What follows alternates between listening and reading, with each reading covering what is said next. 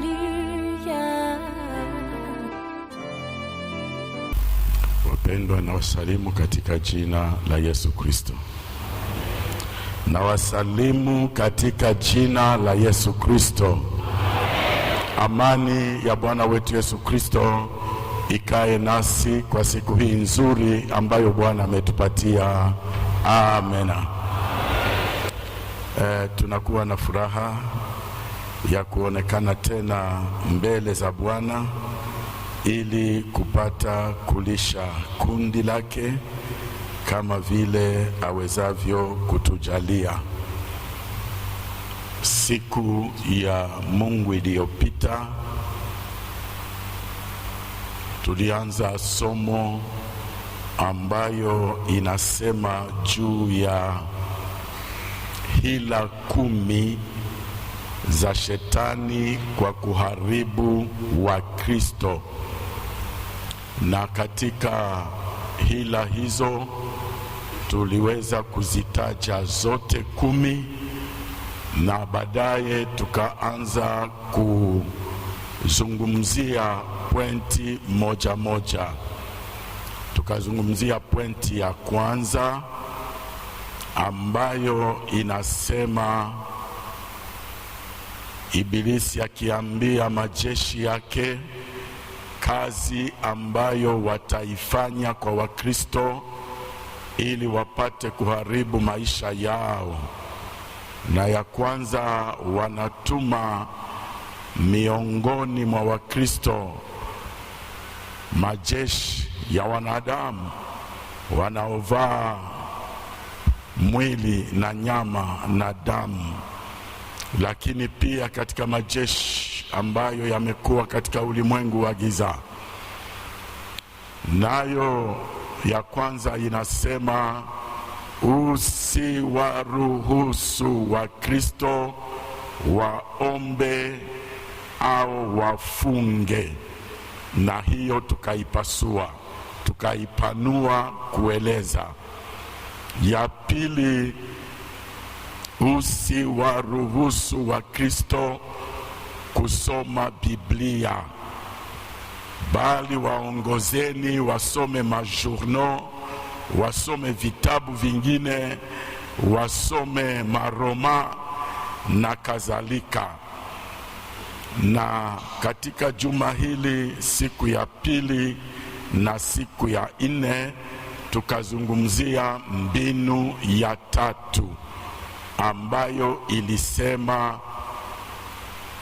waambieni Wakristo ya kwamba baba yao hana haja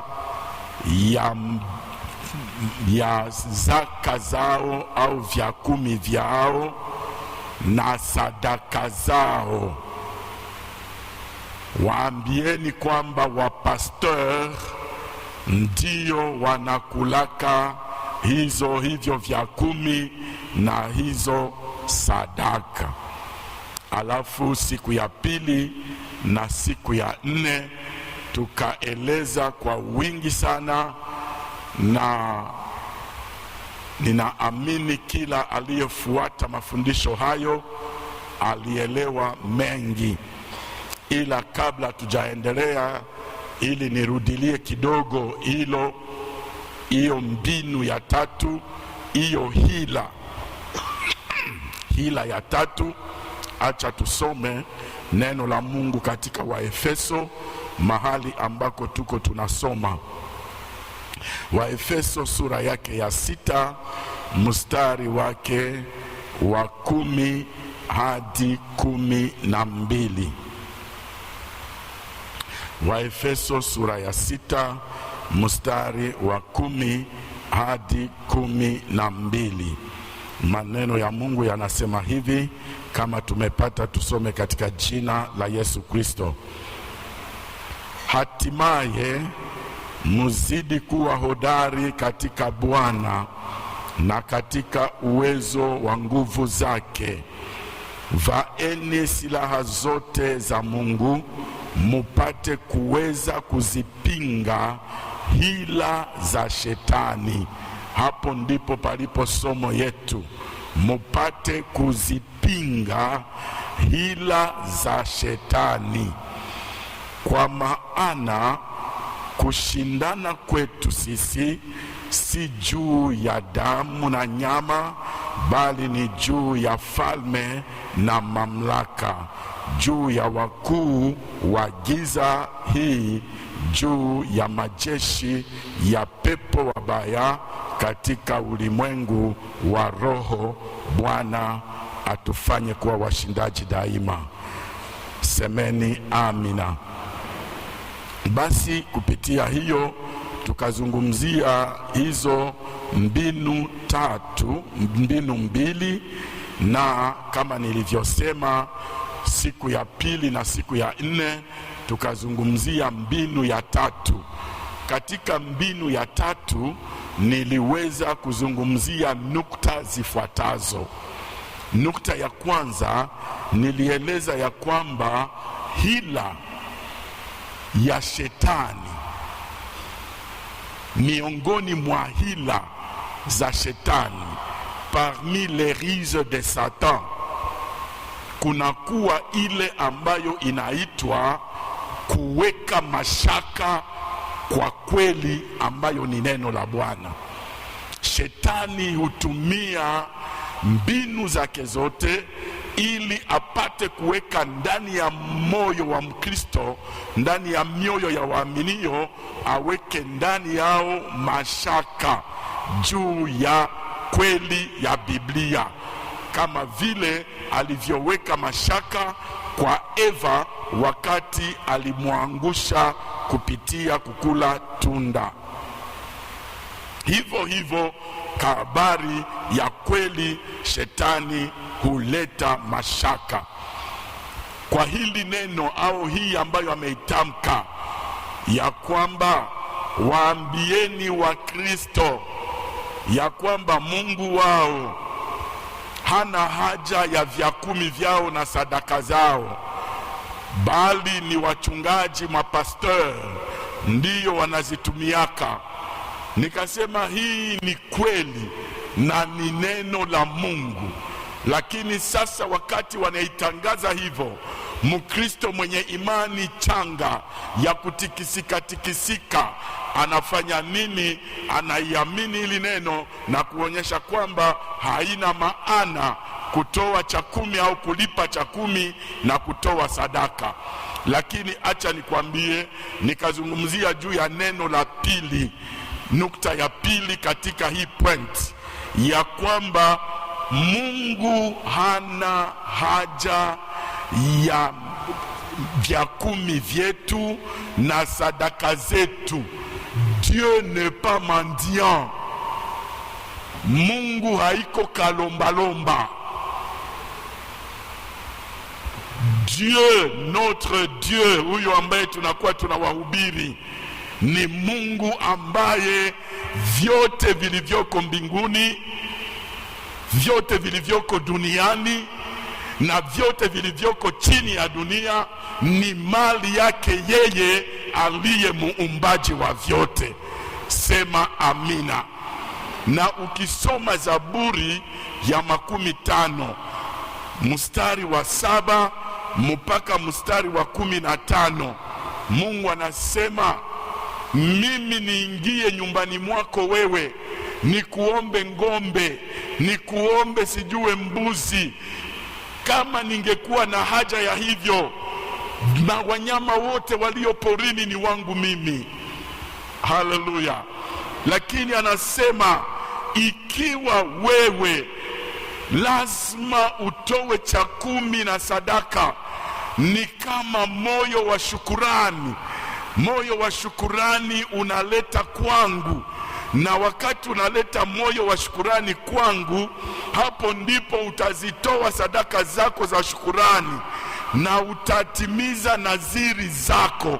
Unapofanya hivyo, ndipo wewe utaniita siku ya mateso yako, na mimi nitakuokoa, na nikisha kukuokoa katika mateso yako, wewe utanitukuza. Amena. Sema amen. Ina maana Ukiacha kutoa cha 10 wala sadaka, hauombeshe Mungu, unajiombesha mwenyewe.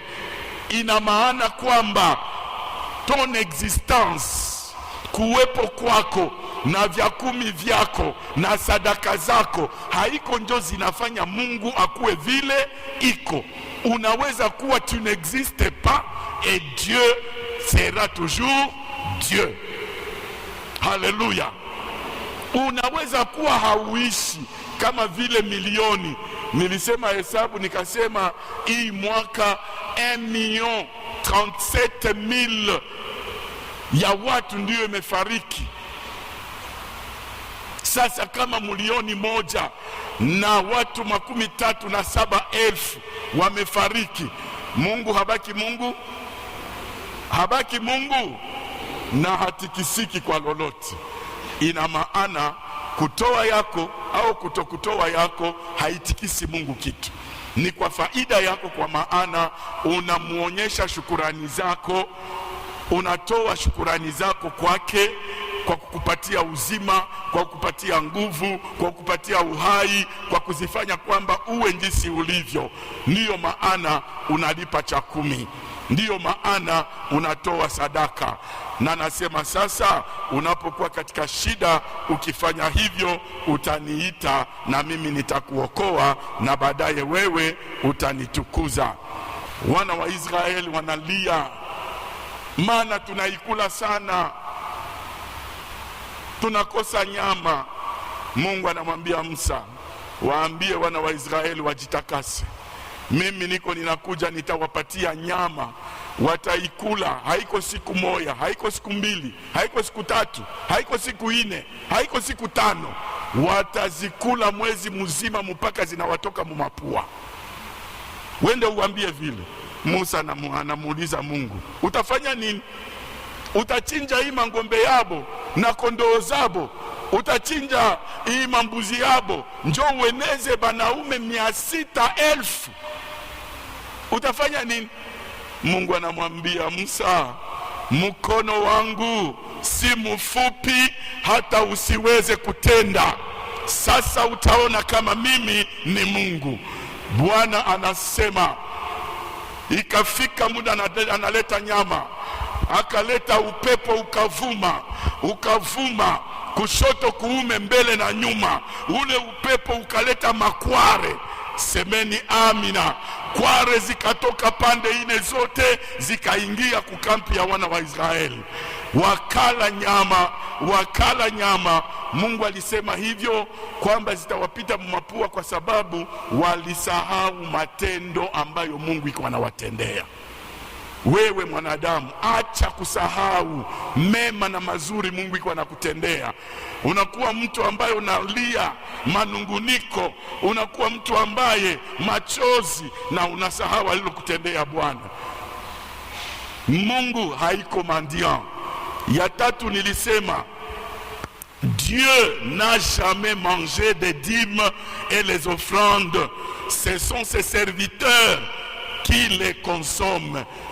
Tangu alipoumba mwanadamu, hakuna siku Mungu alikula cha 10 au sadaka. Atusaidie Bwana. Hakuna. Ni watumishi wake ndiyo daima waliila. Wakati Abeli alitoa sadaka, neno linazungumza ya kwamba Mungu hakushuka kulele sadaka, lakini aliangalia kwa macho mazuri, un regard favorable à Abel et à ses offrandes. Ukiangalia Abrahamu wakati alitoa sadaka, neno linasema kwamba kukakuja moshi, ikashuka kwenye nyama ziko, na baadaye ikapanda tena. Bwana anasema pale kwa Zaburi 50, mimi siwezi kula nyama ya ng'ombe wala kunywa damu yake. Hapana. Sema amina. Kama unaangalia katika Agano la Kale, katika kitabu cha Walawi, ukisoma sura 1 mpaka sura 9 unakuta taratibu za namna matoleo yalitolewa. Nishafundisha isomo, lakini wanaonyesha pia kila sadaka namna ambavyo makuhani watazila. Makuhani ndio walikuwa wanakula sadaka, na vya 10 ni Walawi walikula vya 10. Hawa Walawi wanatoa cha 10 ya cha 10 kwa makuhani, wa makuhani wanakula cha 10 ya cha 10, Walawi wanakula cha 10. Lakini kwa matoleo ya sadaka mbalimbali ilikuwa ni makuhani ndiyo walikula zile zote. Wakiishatumia kidogo ambayo wanachoma kwa moto, harufu inapanda huko juu. Ile harufu ikipanda inampendeza Mungu na Mungu anawakubali. Lakini Mungu hakuna siku alikula nyama, hakuna siku alikunywa damu. Sema amina. Ni makuhani ndiyo waliila. Alafu nikaonyesha ya kwamba wapastor wana haki ya kula cha 10 na kukula sadaka. Ni haki yao. Na wewe ukiwa na manunguniko, haya pole sana. Ukifuatana na mafundisho kama hayo ya shetani, utapotea na utajihombesha. Wapastor wana haki ya kukula vya 10 na kukula sadaka mnazozitoa au tunazozitoa, kwa sababu na mimi ninatowaka. Wakorinto wa kwanza sura 9 mstari wa 7 mpaka mstari wa 14 inaonyesha hiyo kwa wale wako wanaandika. Neno la 4 nikasema, Mungu na mwanawe na Roho Mtakatifu, yaani utatu utakatifu, ni watoaji wa kwanza. Wewe fanana baba yako, fanana ndugu yako Yesu Kristo, fanana kiongozi wa kanisa leo. Sema amina. Mungu Baba akamtoa mwanawe wa pekee, Yohana sura 3 mstari wa 16, ili kila mwamini asipotee bali awe na uzima wa milele. Hata ukuwe na batoto 10, bakikwambia utowe mmoja, wewe utakosa mwenye utatoa, na utakuwa na buzito wa kutoa hata mmoja. Lakini baba mmoja tu, na akaona kama lazima mtowe kwa ajili ya dhambi zako na dhambi zako. Amina.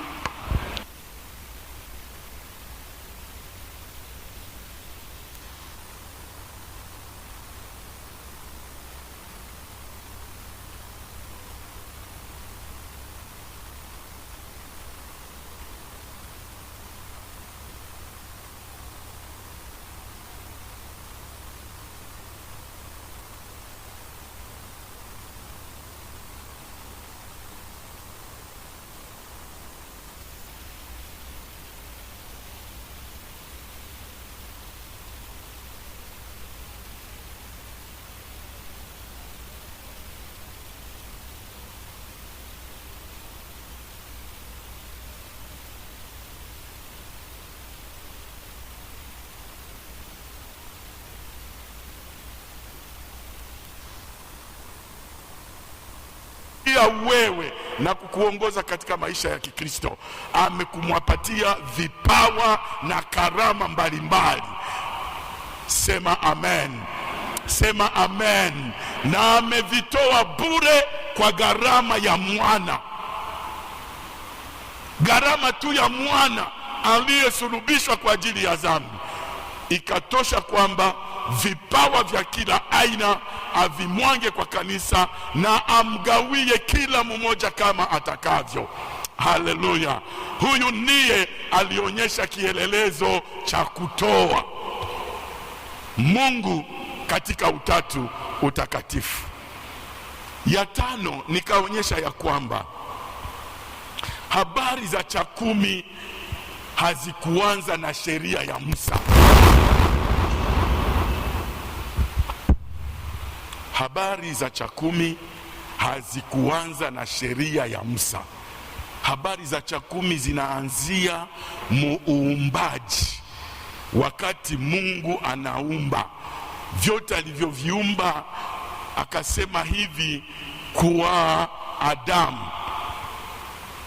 Kama unasoma kwa Mwanzo sura 2 mstari wa 16 na 17, anamwambia Adamu, miti yote ya matunda na majani yenyiko humu yote mimi nakupatia, hayo ni yako, kwenda kula. Lakini kuko mti moja tu, mti ya kujua mema na mabaya. Ile mti usiikulake, siku taikula na ndio siku takufa. Ile ndiyo mwanzo wa cha kumi. Cha kumi ya Bwana ukikula, utafikiri wewe ungali mzima, uko hai, kumbe uko najipeleka mautini. Alipokula tu mti wa kujua mema na mabaya, paf, akafa. Je, alikufa mwili mara moja? Hapana, akakafa kiroho kwa kujitenga na Mungu. C'est ça la mort spirituelle, c'est séparer d'avec Dieu. Na daima mtu mwenye anazoea kula cha kumi anakuwa mtu ambaye hata maisha yake ya kiroho inakuwa nzito sana, kwa sababu alikula ile ambayo ni haki ya Bwana. Nikasema ya sita, ya kwamba Abrahamu alitoa sadaka.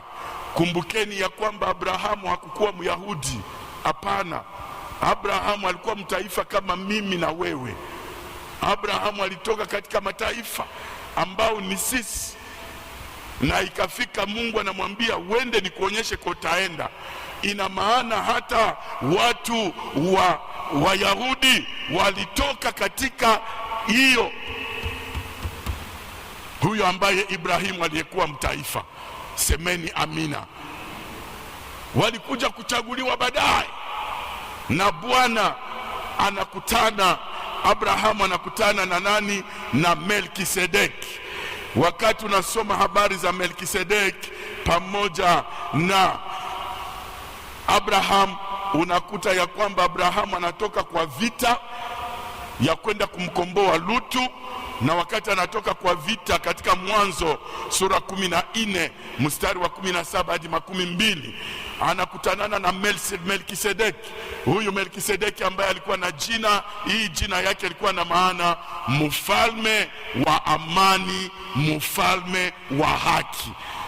Ukisoma Mwaebrania sura 7 mstari wa 2, inamuonyesha huyu Melkisedeki hakukuwa na baba, hakukuwa na mama, hakukuwa na ndugu, hakukuwa Melkisedeki, lakini alikuwa kuhani wa Mungu. Semeni amen. Na neno linasema huyu Abrahamu anatoka vitani, anakutanana na Melkisedeki. Melkisedeki akambariki. Wakati alimbariki, Abrahamu akatosha cha kumi ya vyote, akalipa kwa Melkisedeki. Na wewe mpendwa, nataka nikwambie ya kwamba wewe unakuwa umebarikiwa na Bwana. Bwana ndiye anakuwa na kubariki, na lazima katika kukubariki wewe ulete 1/10 ulipe, kwa maana ni haki ya Bwana wetu. Na kupitia watumishi ambao wanaendelea kuwabariki na kuwanenea mema, wana haki ya kutumia hiyo cha kumi pamoja na sadaka ambazo tunazitoa. Nilishangaa sana, nikasema ni ajabu upendo wa Mungu na wema wake. Wakati ambao Mungu anakubariki kwa vyote, anasema nipatie tu 1/10. Lakini kumbuka Yusufu, hupo humo Mwanzo. Yusufu wakati njaa inakuwa kwa Misri, na wakati watu wamekosa chakula, wamewapatia mashamba, wamewapatia mbegu waende tena kulima waangalie. Wakati mavuno inakuwa, Yusufu anasema mutakuwa munaleta kwa Farao, hamtaleta 1/10, lakini mutaleta nini? Mutaleta 1/5. manake 20%. Mungu anasema mimi munipe tu 10%. Mwanadamu ili amtekeye mwanadamu mwengine, Yusufu kwa Farao, manasema mutaleta 20%. Atusaidie Bwana. Pendo kubwa la Bwana liko hapo, na Mungu akujalie neema upate kuelewa. Neno la 7 nikasema, wapendwa, wakati ambayo wana wa Israeli wakaingia katika kuwa chini ya sheria, Bwana aliagiza watowe cha 10. Aliagiza cha 10 itolewe, kama nilivyoeleza, ikatolewa kwa Walawi, na Walawi wakawa wanatoa cha 10 ya cha 10 kwa makuhani. Walawi wakatumia na makuhani wakatumia, kwa sababu Walawi na makuhani walikuwa wanatumika hekaluni mwa Bwana. Niwakumbushe ya kwamba makuhani walikuwa mkabila ya Walawi. Makuhani ilikuwa ni jamaa ya Aruni. Aruni ndiye alikuwa kuhani mkubwa, na watoto wake wote wakawa makuhani. Lakini Aruni alikuwa wa kabila ya Lawi, na Mungu akachagua kabila la Lawi kwamba ndilo kabila pekee ambalo litakalotumika hekaluni. Wengine waende mashambani watumike. Wanapotumika, wanapovuna, wanapopata mavuna, walete cha 10 kwa wale wako wanatumika hekaluni. Hawa wale, semeni amina, semeni amina. Ya 8 nikasema kwamba kwa wakati wa Yesu Kristo, kwa wakati wa Yesu chini ya jua, Wayahudi walilipa 1 ya 10.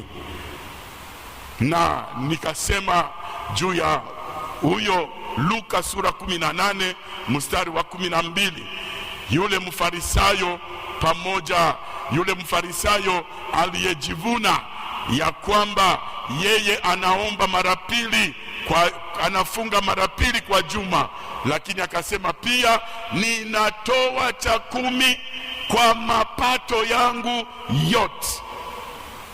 Je jeûne 2 fois la semaine et je donne la dîme de tous mes revenus. Semeni amen. Natoa cha 10 ya mapato yangu yote nimepata. Ebu wapendwa, huyu mfarisayo kosa aliyoifanya tu ni kujipiga kwa kifua na kujivunia hiyo. Lakini mimi nikifanya hii kwa unyenyekevu, wewe ukiifanya kwa unyenyekevu, unatimiza mapenzi ya Bwana. Sema amen. Wapendwa, Yesu mwenyewe alihimiza utoaji wa cha 10.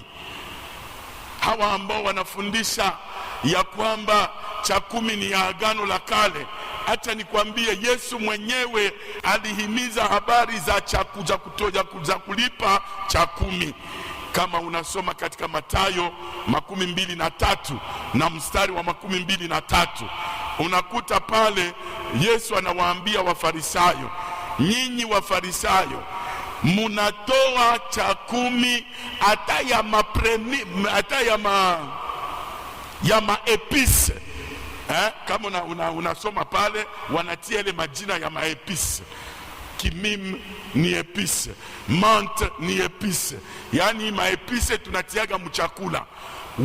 Wayahudi walikuwa wanatoa mpaka cha 10 ya maepise. Na Yesu anawaambia, muko munatoa cha 10 ya maepisi, lakini munaacha haki na huruma na uaminifu.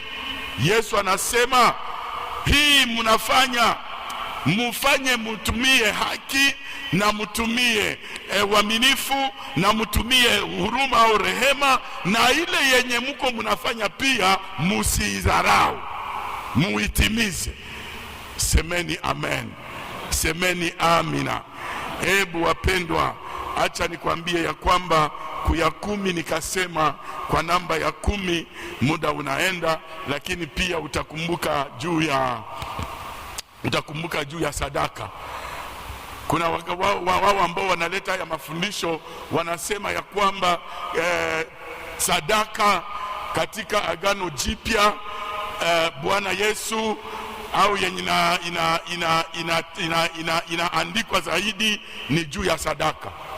Lakini acha nikwambia ya kwamba sadaka iko buzito kuliko cha kumi. Kama Mkristo aliokoka na najua maana ya sadaka. Sadaka, kama unasoma habari za huyu mjane Luka 21 mstari wa 1 mpaka 4, neno la Bwana linasema matajiri wakaja wakaweka walivyokuwa navyo, lakini kukakuja yule mjane alikuwa na senti kikoroti. Sijui kama waliona mwa kizazi, nawaza mkuona elikuta, hamkuona 5 makuta. Shie tuliishi 5 makuta, tukaishi elikuta. Elikuta ilikuwa inatununulia benye. Yeye sasa alikuwa na ile senti 5 likuta kikoroti. Hapa ngambo Rwanda ndio bangali wanatumia bikoroti na inji zingine, lakini sisi balishabipoteza. Ile kikoroti ukiitia tu mu kikapo ina mnajua bikoroti? Mshabiona? Kubeba naendake ingambo baneza kubiona, lakini batokaki hapa samo ya babijuu. Yesu akasema mwaba bote beba natoa, batajiri banatoa pesa nyingi na nini, lakini mwenye anatoa sadaka kubwa ni nani? Ni huyu mjane ambaye anatoa alfa na omega yake. Vyote vyenye iko navyo ni hii kikoroti tu. Nyuma ya hapa hana tena kitu. Ina maana kutoa sadaka yenye kusamanika ni kutoa vyote ulivyo navyo. Na wakati unatoa sadaka hutaiangalia hata pamoja na cha kumi. Ndiyo maana tunahimiza Wakristo juu ya ile inaitwa la dîme progressive. Utatoa cha kumi yako, lakini pia toa sadaka kadiri vile Mungu anakujalia na kukubariki. Ukiingia mwa hii filosofia ya Yesu Kristo, utakuta ya kwamba sadaka ni nzito kuliko hata cha kumi. Ya 8 ya 10 tafadhali, nukta ya 10 nikaeleza ya kwamba hawa watu wanasema kwamba cha 10 haiandikiwe mwagano jipya. Nikasema Agano Jipya mumeandikwa habari za cha 10. Tayari nilishaeleza Mathayo 23:23. Tayari nimeeleza Luka 11 mstari wa 42, Luka 18 mstari wa 12, na usome wa Ebrania sura 7 mstari wa 2 hadi 9. Yaani hawa ambao wanatoka katika makanisa ya kishetani, wajumbe wa shetani, na wanajifanya kuwa kama ni watu wa nuru na wanakuletea mafundisho mapya, usiwakubali. Kwa maana ukiwakubali tutaenda kuingia kwa nukta yenyiko chini, utaelewa utakuwa nani. 11 nikasema wakati ambayo unamfanyizia Bwana ibada iliyo kamili, utaifanya kama vile Ibrahimu baba yetu aliifanya. Ibrahimu, Mungu anamwambia mpeleke mwanawe kwenda kunitolea mimi zabihu. Ibrahimu anakwenda, neno linasema anafika nafasi moja, mtoto anamwambia baba, mbona hakuna? Mimi naona kuko nini? Mimi naona kuni ziko na mimi naona moto iko, lakini baba, mbona hakuna mwana kondoo kwa ajili ya sadaka? Haya mambo matatu ndiyo yanakufaa wewe wakati unamfanyizia Mungu ibada. Lazima uwe na kuni ambalo ni neno la Bwana. Lazima uwe na moto ambayo ni Roho Mtakatifu, na lazima uwe na mwana kondoo ambayo ni sadaka yako nzuri. Sema amen. Ukija na neno na uje na Roho wa Bwana bila kutoa, bila sadaka yako mwana kondoo, ibada yako ni sehemu, huenezi. Kwa sababu kama Bwana hangeona kwamba kuna thamani ya hiyo mwana kondoo, angemwambia tu malaika, angemwambia Ibrahimu, hapana kumtendea mtoto mambo mabaya, nimeona uko na nia nzuri, acha rudieni kunyumba. Lakini ule malaika akasema, Abrahamu, simtendee mtoto mambo maovu, angalia nyuma kuna mwana kondoo. Sema amen, sema amina. Angalia nyuma kuna mwana kondoo. Huyo mwana kondoo alipomuona ndiye akachinjwa badala ya mtoto. Ina maana kuna thamani ya mwana kondoo zaidi ya moto na zaidi ya kuni. 12. Kwa kumaliza, nikasema ya kwamba neno linatuagiza la Bwana ya kwamba tusije machoni pake mikono mitupu. Kama unasoma Kumbukumbu la Torati 16:16, Kumbukumbu la Torati 16:16 inasema hivi: Bwana anaagiza karamu 3 za kufanyika kwa mwaka, na kwa karamu hizo 3 anaagiza ya kwamba basi asionekane mwanaume awaye yeyote mwenye atakuja mbele zangu mikono mitupu. Wapendwa, hiyo ndiyo ambayo tuliweza kufunzana siku ya pili na siku ya 4, na Mungu akujalie neema basi, kwa maana wameinuka wajumbe wa shetani, wameinuka makanisa ambayo yanatumikishwa na shetani, wameinuka manabii wa uongo, wameinuka walimu wa uongo, wameinuka mapastor wa uongo, ili kupata kutangaza kwa nguvu kwa Wakristo ya kwamba musitowe cha 10 kwa maana Mungu hana nayo haja. Musitowe cha 10 kwa maana zile habari ni habari za Agano la Kale.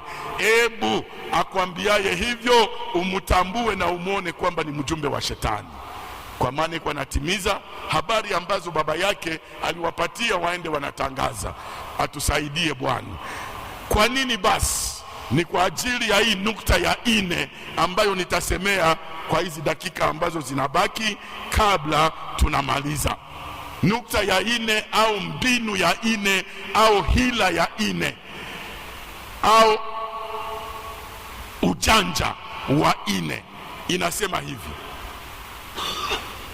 laissez les chrétiens pauvres en les empêchant de donner la dîme et les offrandes. Anasema muache bale ba Kristo babakie tu maskini kwa kuwazuia basitowe nini? Basitowe nini? Basitowe cha 10 na sadaka. Mukiendelea kuwazuia basitowe cha 10 na sadaka, batabakia banani? Bamaskini.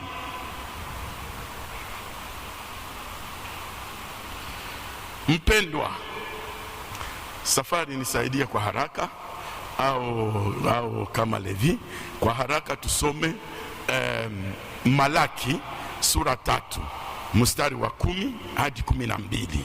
Malaki sura 3 mstari wa 10 hadi 12. 3:10 hadi 12. Tufuate vizuri wapendwa. Leteni zaka kamili ghalani. Mulete. Wakati wanasema zaka iko tofauti na sadaka. Zaka maana yake cha 10, sadaka maana yake matoleo kawaida. Zaka maana yake cha 10. Ndiyo. Ili kiwemo chakula katika nyumba yangu. Ndiyo. Mkanijaribu kwa njia hiyo, asema Bwana wa majeshi. Ndiyo.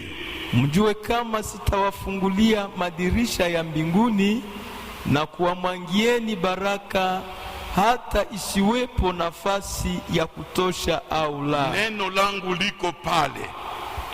Munijaribu muone kama sitawafungulia madirisha ya mbinguni. Mufransai inasema mettez-moi de la sorte à l'épreuve, dit l'Éternel des armées, et vous verrez si je n'ouvre pas pour vous les écluses des cieux. Madirisha ya mbinguni. Hapo ndipo neno niko ninatafuta sana. Endelea tu. Nami kwa ajili yenyu nitamkemea yeye alaye, ndiyo, wala hataharibu mazao ya ardhi yenyu, ndiyo, wala mzabibu wenyu hautapungutisha matunda yake kabla ya wakati wake katika mashamba, asema Bwana wa majeshi. Haleluya. Na mataifa yote watawaiteni heri. Mataifa yote watawaiteni heri, kama ninafungua madirisha ya mbinguni kwa ajili yenu. Maana mtakuwa nchi ya kupendeza sana, ndiyo, asema Bwana wa majeshi. Amen. Amen. Semeni amina. Semeni amina. Nataka ushike neno hili la kwanza. Madirisha ya mbingu yameandikwa mara 4 tu katika Biblia yote nzima. Les écluses des cieux mentionnées 4 fois seulement dans toute la Bible. Mara 3 inaonyesha hukumu na mara 1 hapa inaonyesha baraka. Mungu hana tabia ya kufungua madirisha ya mbinguni. Haiko kusema utaomba madirisha ya mbingu ifunguke. Haiko kusema utahubiri sana madirisha ya mbingu ifunguke. Haiko kusema utakamata mafungo ya siku mingi madirisha ya mbingu ifunguke. Bwana hufungua madirisha kwa njia 2. 1 kwa ajili ya kuhukumu na 2 kwa ajili ya kubariki. Atusaidie Bwana. Atusaidie Bwana. Kwa habari ya kuhukumu, utasoma katika kitabu cha Mwanzo. Utasoma katika kitabu cha Mwanzo sura 7 mstari wa 11 na Mwanzo sura 8 mstari wa 2, na unasoma Isaya 24 mstari wa 18. Kwa yale mashairi matatu Mungu anaonyesha hukumu. Hapa ambako tunasema Mwanzo sura 7 mstari wa 11 ni wakati ile ambayo Mungu alihukumu wakati taifa lote, wakati wa Nuhu. Neno linasema ya kwamba Mungu akafanya nini?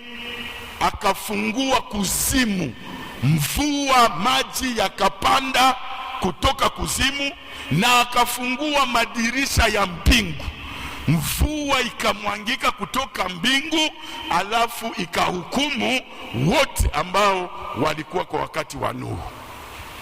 Ilipofika siku 40, Bwana anasema pale Mwanzo sura 8 mstari wa 2, akafunga tena ile madirisha, mvua ikakatika. Akafunga kuzimu, mvua ikakatika, alafu watu wakapata tena shwari. Nani? Nuhu na mkewe na watoto wake. Lakini taifa lote lilikuwa limeangamia na kufa kwa maji. Hapo ndipo Bwana anaonyesha ya kwamba alifungua madirisha. Kwa habari ya Isaya, anawapatia angalisho taifa la Yuda. Anasema kama hamufanya angalisho, nitafungua madirisha ya mbingu ili nipate kuwahukumu. Basi, lakini Bwana alikuwa ameapa wakati wa Nuhu, sitaangamiza tena mwanadamu kwa maji. Ndiyo maana akaweka kama agano hii tunaita arc-en-ciel, mutiringongo. Mutiringongo ni alama ya agano yenye Mungu alifanya na Nuhu, kusema kwamba wanadamu sitawaangamizaga tena wote wamalizike kwa maji. Hapana. Kwa sababu aliapa hivyo, anaagiza hapa kwa wana wa Yuda, mfanye angalisho, mtubu, muache dhambi, munigeukie, msiwe na miungu mingine. Na sasa hapa ambako tunasoma ndiyo ya 4, yaani Malaki sura yake 3 mstari wa 10 hadi 12. Ndiko ambako Bwana naonyesha ya kwamba hakuna kitu ili kumimina baraka kinaweza kuniruhusu mimi nifungue madirisha ya mbingu ya kumimina baraka kama sio cha 10. Sema amina. Sema amina. Mpendwa, niliposoma hii masinonime au maana nyingine ya hii Eglise des cieux, hii madirisha, mwa Kiswahili tunasema madirisha, lakini ukiangalia mfrancais banasema ni barrage, banasema ni fermeture, barrière, obstacle, empêchement. Ina maana kwa njia ya cha 10 tu, wakati unaiheshimu, wakati wote unabarikiwa, ndipo Mungu anaangusha bariere za kiuchumi maishani mwako. Sema amina. Wakati huo ndiyo Mungu anaangusha obstacle za kiuchumi katika maisha yako. Ndiyo Mungu anaangusha vizuizo vyote vya kiuchumi katika maisha yako. Hebu acha nikwambie, uko muombaji, kuomba ni vizuri, lakini usifikiri kama ile kuomba ndio itakufanya kama uwe tajiri upate mali. Hapana. Kitakachokuruhusu upate mali, uwe mwaminifu kwa kutoa 1 ya 10 na kuwasaidia wengine. Uwe mwepesi kufungua mikono yako. Sema amen. Ukiwa mtu ambaye unadumu katika kuomba, na kuambia utaomba na mwaka utapita na miaka 5 na 10, baadaye unaanza kutukana Mungu. Muombaji mwenye atoage cha 10 asije akatukane Mungu kumiake na kuja. Sote kama watoto wa Bwana, watumishi wa Mungu, wainjilisti, mashemasi, wazee, mchungaji, waimbaji, sote kama tulivyo hapa tunaitwa kuvitoa vya 10 vyetu kama tunataka kuona mabariere financiere zinaanguka na Bwana anafungua milango ya baraka. Sema amina. Akusaidie Bwana. Nimeona ugonjwa umetawala sana. Unajua kuna kwa ile ambayo inaitwa démon de pauvreté. Démon de pauvreté anaitwa Akeul. Akeul, A-K-E-U-L. Akeul ambaye ni démon de pauvreté ametawala katika maisha ya Wakristo wengi. Kwa njia gani? Kwa njia hii, na mimi nimeitambua na kuiona. Kunapokuwa kazi fulani ya kufanya ya kanisa, kama vile Mungu aliangazia tuuze mradi gari, tufanye mradi gari, tuuzie mchungaji gari, si ndio? Watu waliacha kutoa cha 10 na wakafanya nini? Yenye ingelikuwa cha 10 banetia wapi? Kumradi, banatia kumradi gari. Muro yake iko nasema yote ni kazi ya Mungu na yote tenda kwa kanisa, babebe kwe banatia, batie kwe banataka, yote binaenda tu kanisa. Mpendwa, acha nikwambie, hata mtaninunulia nyumba, ukisema cha 10 yako ambayo unasema tunanunulia mchungaji gari, tunamnunulia nyumba, tunaenda kumission sijue Kamerune, tunaenda kumission sijue Kinshasa, tunaenda sijue majengo ya hii kanisa, cha 10 sitatoa hii mwezi, mimi nitie majengo, nitie sijue mission, nitie. Na kuambia unajiombesha na bariere yako inabaki pale pale. Hata kama mimi nabarikiwa na gari, wewe unahomba. Sijui kama umenipata. Na hii ni dhambi mumefanya. Wengi waliacha vya 10 kiasi tukasikia uzito wa huu mwaka. Mpaka hapa niko najiuliza, je, Assemblée Générale itakuwa wala haitakuwa? Kwa sababu nitatosha wapi kama nyinyi hamkuleta na mimi nipange vizuri ili niwe na sehemu ambayo nabaki akiba ya kusaidia kufanya assembly? Mimi nitagusa wapi? na hii mumeitimiza na kuifanya. Bwana asifiwe, nimepata gari. Lakini uchungu sana kwa yule ambaye alikamata vya 10 vyake akatia kumuradi gari, akaacha kutoa cha 10. Kibambazi chako kinasimama, hata milango yako haifunguliwi. Na hii zoezi ya Wakristo walio wengi sayenye kwa mkazi ya bamama, basi ile ningetoa cha 10 mimi naitia mkazi ya bamama. Byote ni vya kanisa, batajijua ngisi batafanya. Batajua ngisi batajifanya. Weye uko na dosie na Mungu. Atusaidie Bwana. Na umaskini unaendelea, na shida inaendelea, na matatizo inaendelea. Mungu akujalie neema, na Mungu akusaidie ili upate kuelewa neno hili ambalo ninakuambia asubuhi ya leo. Geuka, acha. Usiweze hata siku moja kudevie cha 10. Cha 10 inabaki cha 10, na ina kazi ya kufungua madirisha ya mbinguni. Ukiwa na sadaka zingine toa kwa mengine, lakini cha 10 kazi yake ni kufungua madirisha ya nini? Na hii madirisha haifunguliwake na kitu kingine. Haifunguliwe na maombi, haifunguliwe na msamaha. Ndatoa, naenda kwa mchungaji, ataniombea msamaha. Baba, nilikula cha 10, niombee Mungu anisamehe. Afunguaye madirisha na jua.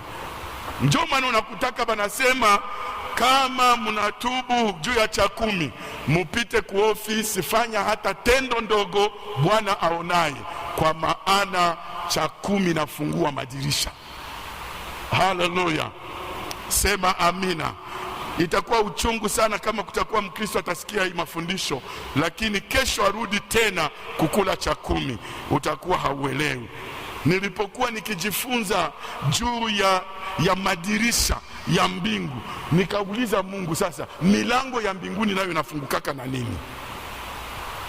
Les portes des cieux inafunguliwaka na nini? Kama madirisha les écluses des cieux inafunguliwa na cha 10, milango sasa ya mbinguni inafunguliwa na nini? Nilipoangalia katika Biblia nikakuta milango ya mbingu haifungukake ovyo ovyo. Imewahi kufunguka mara moja tu, kama unasoma katika Zaburi 78 mstari wa 23 hadi 25. Hapo tu ndiko nilikuta milango ya mbinguni kufunguliwa. Ni wakati gani? Ni wakati ule ambao Mungu aliamuru wana wa Israeli wakiwa jangwani. Nilisema Zaburi 78 mstari wa 23 hadi 25. Wakati ambayo Mungu anasema wana wa Israeli wakiwa jangwani, na wakati wako jangwani wakalia, hawapendi, wanataka kupata chakula. Neno la Bwana linaniambia 23, il commanda les nuages d'en haut et il a ouvert les portes des cieux. 24, il fit pleuvoir sur eux la manne pour nourriture. Il leur donna le blé du ciel. 25, ils mangèrent tous les pains de grain. Il leur envoya de la nourriture à satiété, parole de Dieu. Sema amina.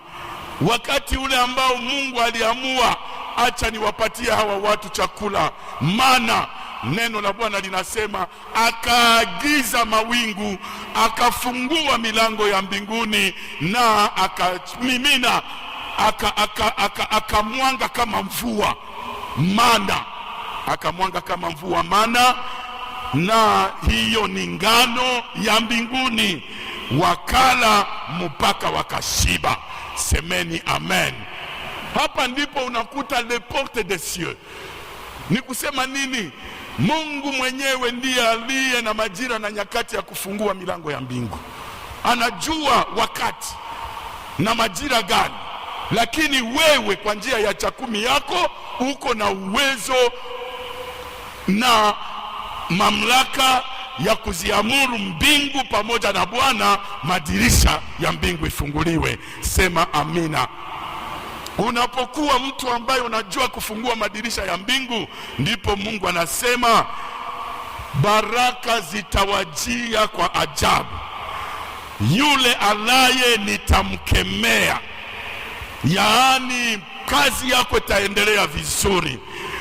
Anasema nitakemea hata uhaba wa kazi yako. Dieu détruira la stérilité dans vos lieux de travail. Kama unataka kuona kazi yako inaendelea, uwe mtu ambaye unaheshimu kutoa 1/10. Bwana wetu, acha nikwambie ya kwamba Mungu si mtu ili aseme uongo, si mwanadamu ili akajute. Alilolinena amelinena na linabaki pale. Wewe ukitii, amina, na usipotii, haya inakuelekea wewe. Na kwa mwisho anasema mataifa yote watatambua ya kwamba wewe uheri, na kama uheri basi.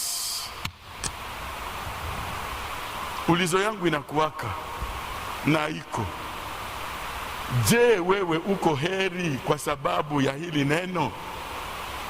Je, familia yako iko na uheri? Je, nchi yetu ya Kongo iko na uheri juu ya watumishi wa Mungu na wa Kristo?